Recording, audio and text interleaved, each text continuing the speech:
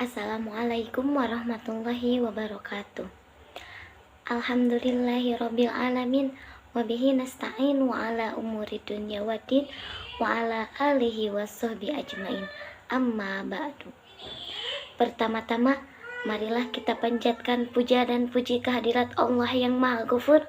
Shalawat beserta salam akan tetap tercurah limpahkan kepada Nabi Muhammad Sallallahu Alaihi Wasallam. Tak lupa kepada keluarganya, para sahabatnya, para tabi'in dan tabi'atnya, dan semoga sampai kepada kita selaku umatnya. Amin ya Allah ya Rabbal Alamin.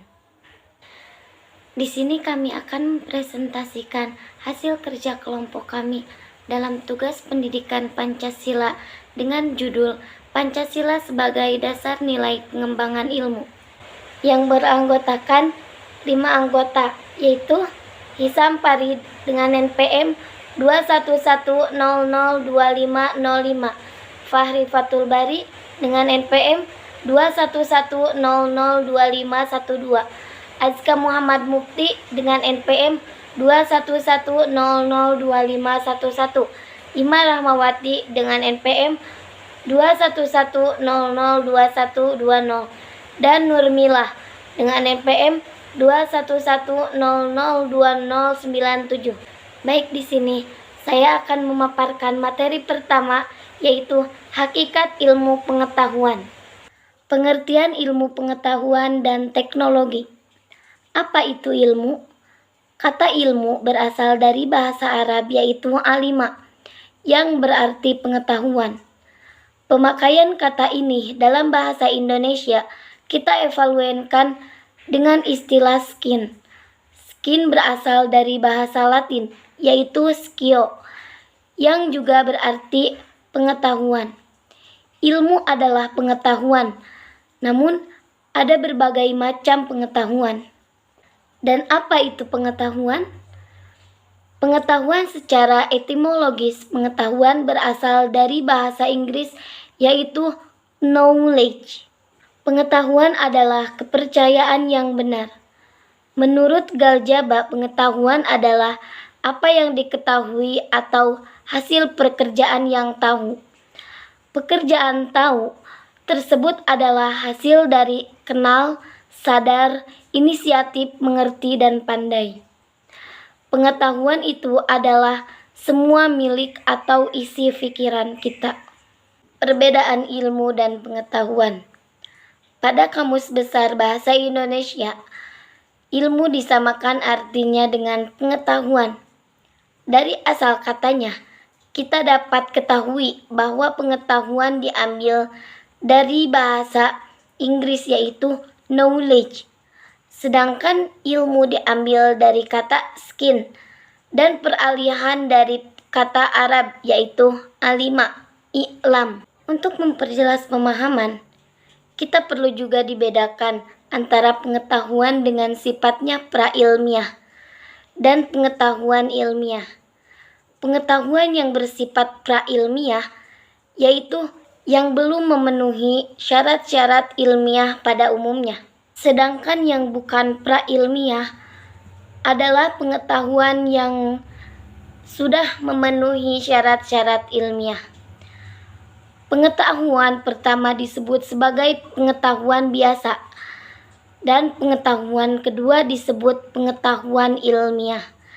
Adapun syarat-syarat yang harus dimiliki oleh pengetahuan ilmiah, yaitu yang pertama harus memiliki objek tertentu, yang kedua harus bersistem, yang ketiga memiliki metode, dan yang terakhir sifat umumnya.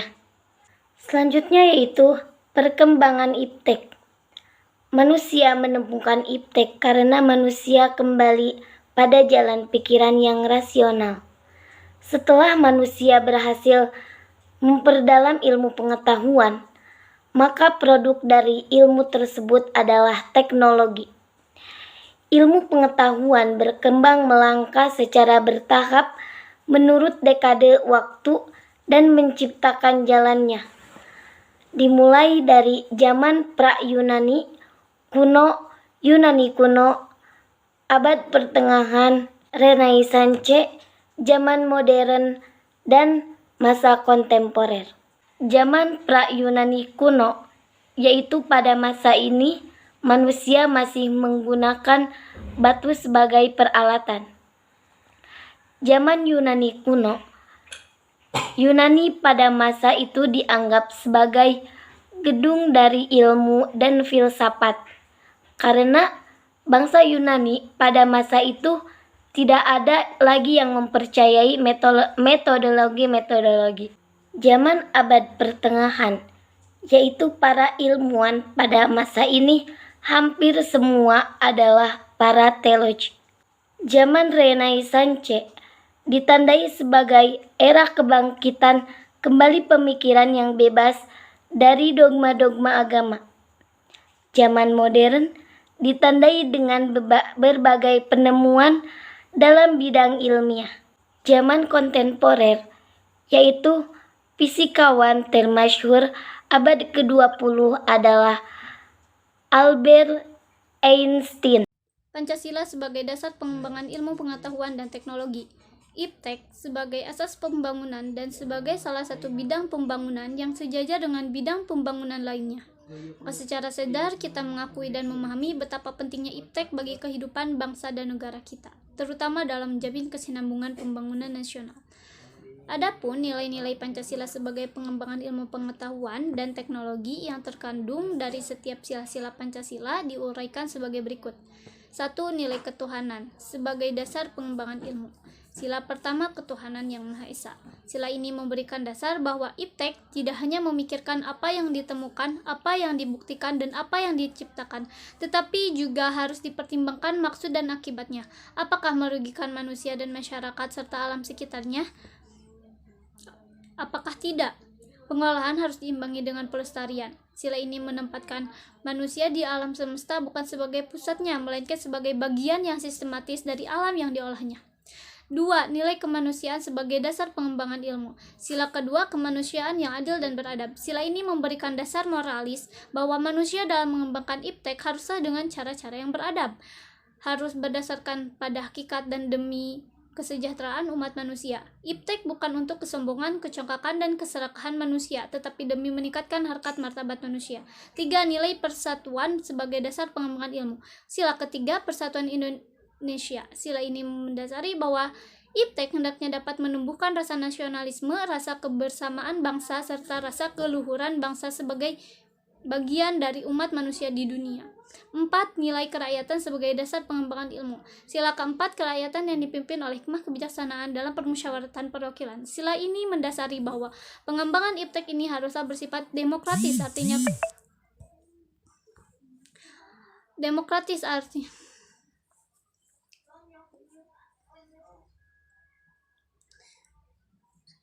Sila ini mendasari bahwa pengembangan iptek ini harus bersifat demokratis. Artinya, ilmuwan memiliki kebebasan untuk mengembangkan iptek.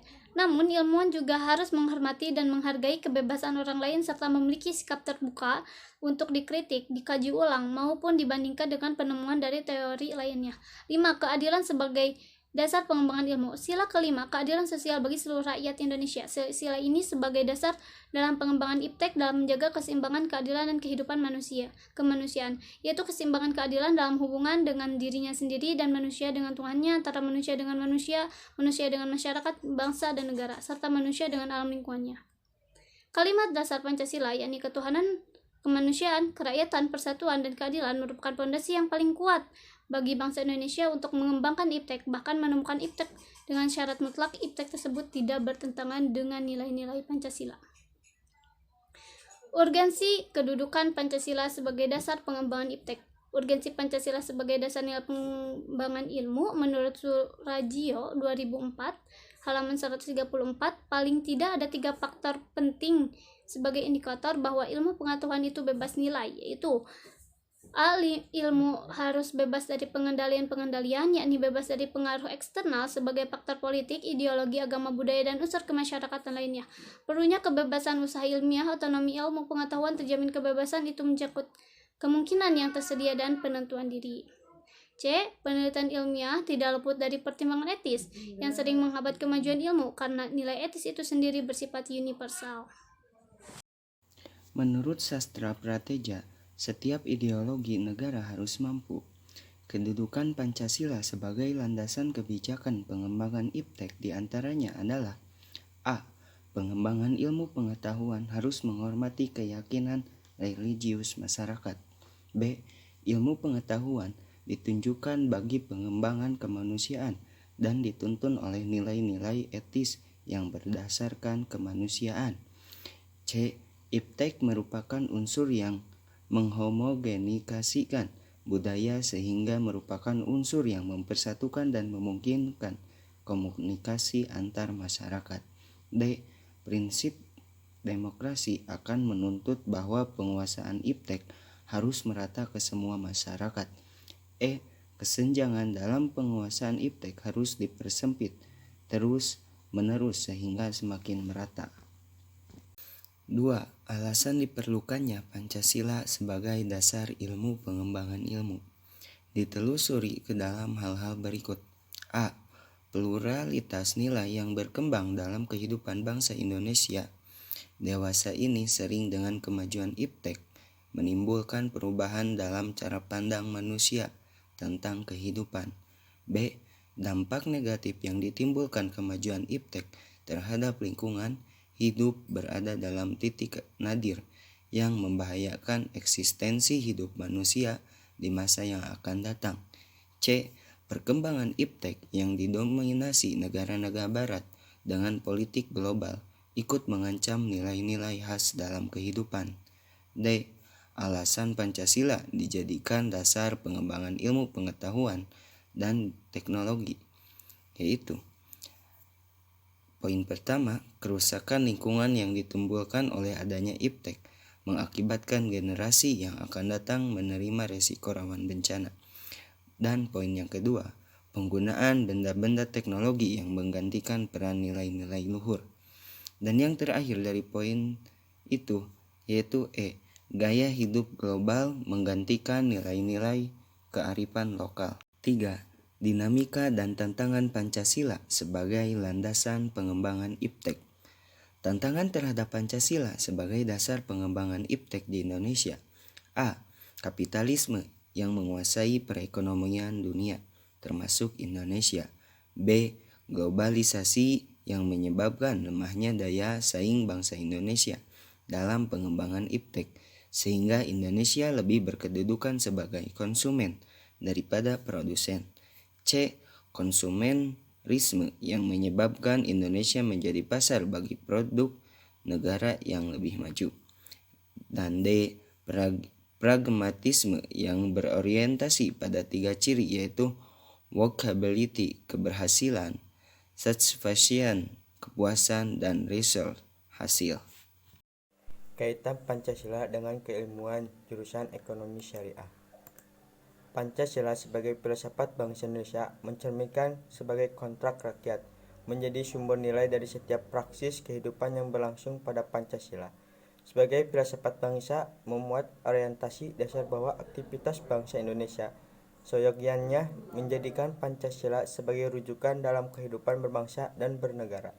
Sila demi sila Pancasila adalah tuntunan yang harus diimplementasikan dalam kehidupan sehari-hari. Konsep ekonomi praktis mengaitkan berbagai isu politik, hukum, sosial, kebudayaan, keagamaan, dan lain sebagainya. Pembahasan mengenai konsep ekonomi yang dianut bangsa Indonesia secara ideologis mengacu pada Pancasila yang berarti menyertakan nilai-nilai Pancasila di dalamnya. Konsep ekonomi Pancasila berorientasi pada ajaran mengenai moralitas menuju kemerataan sosial demi terwujudnya ekonomi nasional yang tangguh, bersifat kekeluargaan, dan desentralistik. Yang pertama, ekonomi Pancasila pada hakikatnya tidak oportunis, tetapi yang jelas dan tegas. Yang kedua, ekonomi Pancasila tidak berorientasi materialistik karena bertitik tolak dari eksistensi dan martabat manusia. Yang ketiga, ekonomi Pancasila tidak berorientasi pragmatis karena menggunakan manusia dan nilai manusia sebagai ukuran penilaian. Dan yang keempat, ekonomi Pancasila berorientasi pada inti dan tujuan hidup bersama. Konsep ekonomi Pancasila sejalan dengan gagasan bahwa pemikiran dan sikap hidup yang dikembangkan hendaknya diupayakan untuk senantiasa mengutamakan prinsip kekeluargaan.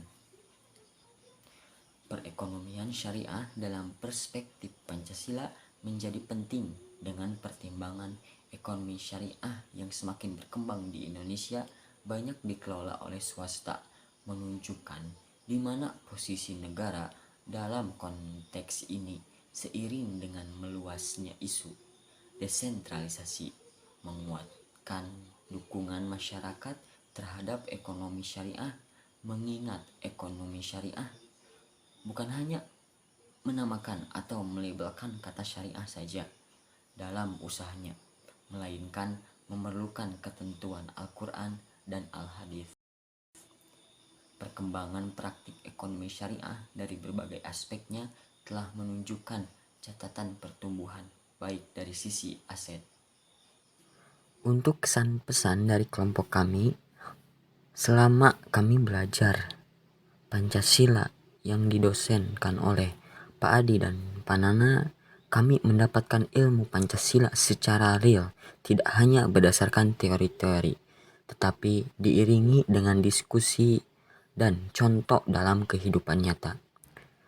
Tentunya metode yang digunakan oleh Bapak Nana dan Bapak Adi menurut kami baik dan mudah dimengerti. Pesannya, kami berharap Bapak-bapak dosen semua, termasuk khususnya Pak Adi dan Pak Nana, selalu sehat, dan semoga ilmu yang didapat bisa bermanfaat terkhusus bagi kami dan umumnya bagi semua mahasiswa yang Bapak bimbing. Dicukupkan sekian pemaparan materi dari kelompok kami, mudah-mudahan dapat dimengerti. Terima kasih. Wassalamualaikum warahmatullahi wabarakatuh.